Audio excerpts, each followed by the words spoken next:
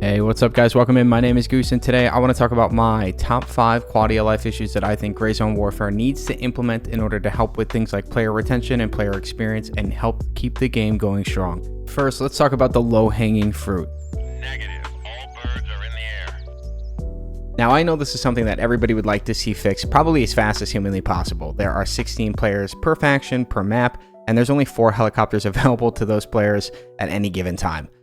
That's inbound and outbound, and it creates these bottlenecks. And this is a consequence of how many solo players there are per the developers, who just didn't expect this many people willing to roll out by themselves, which I think speaks to the strength of the game. That said, I do think that this cap needs to be raised to probably 6 helicopters, maybe 8. You want to probably keep it somewhat limited to keep that milsim experience alive, but in general, yeah, it does need to be fixed probably pretty soon. Alright, next up, shared waypoints. Now, I know that this is probably something that's a little divisive. I could probably be swayed either way on this, but honestly, it wouldn't surprise me if shared waypoints and squads at minimum gets added to the game. I think you could even make a case for faction waypoints as well. I'd be fine with faction waypoints only being available at base camp. You can mark like a centralized base camp map. That way you can pick a point to rally in like a PvP zone or something like that, so that you can coordinate everybody at base camp to a certain spot, and maybe just limiting it to that there. All right, next up, Aimbot AI. Now, I know everybody has probably experienced this in some capacity. Never saw the scav. If you can find them, let me know, but I never saw them. And then on the other hand, you have AI that have no idea what's going on. This was a friend that I met at Sawmill. My gun is actually broken in this clip. I can't shoot anything. I can't drop the weapon. I can't do anything with my inventory. I'm simply trying to die. And this scav is a pacifist. He doesn't want to kill me. He'd rather hang out for a little bit. He's just kind of taunting me here. Scav AI in general is in a weird place right now. There's really very little in between these types of encounters and the one you saw in the previous clip. Something needs to be done to sort of balance these two experiences to give a more realistic experience all around. All right, the next thing I want to talk about is Comas. Does anybody know what the fuck is going on with Comas? Basically, you have 3 level 25 and up players here who are all struggling to heal a guy who just went down at Tiger Bay.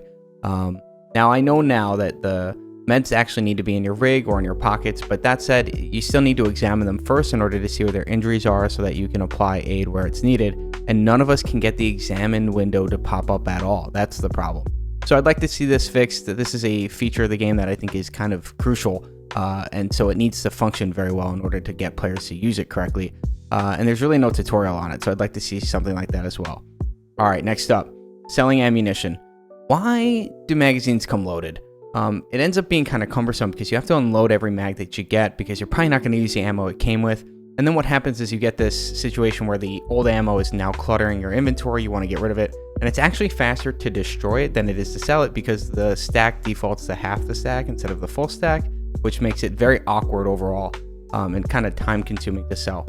I'd like to see this change so that the stack defaults to the full stack rather than half the stack, so it'll save everybody some clicks, but that's kind of where I'm at with that one.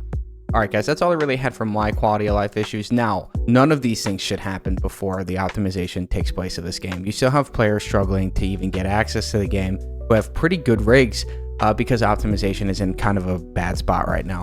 I have a 4080 and Tiger Bay and Midnight Sapphire both look a little rough for me too, and I lose some frames there as well. So before any of these changes, we really need to get some optimization done so that players can get back into the game.